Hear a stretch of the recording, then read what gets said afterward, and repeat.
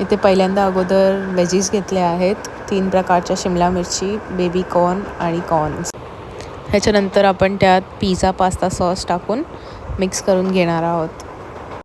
मग आपण pizza base ready केलेला अगोदरच्या व्हिडिओमध्ये ते तुम्ही बघू शकतात.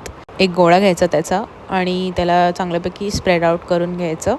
त्याच्यामध्ये गार्लिक ऑइल किंवा गार्लिक बटर स्प्रेड आउट करायचं खाली. आपण जे बॅटर बनवलेलं ते चांगल्यापैकी स्टफ करून घ्यायचं.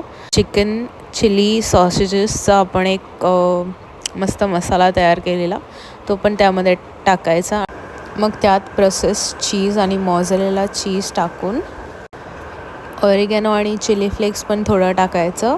मग त्याच्यानंतर परत थोडं मॉझरेला चीज टॉप करायचं आणि मस्तपैकी त्याला असं पुडी बनवून बंद करून घ्यायचं. त्यांना एअर फ्रायरमध्ये ठेवायचं 15 मिनटं 180 डिग्री सेल्शियसवर. रेडी आहेत आपले पिझ्झा बॉल. तुम्ही बघू शकतात किती स्टफ्ड आहेत आणि मॉझरेला पण एकदम स्ट्रेची झाला आहे. It's a must try.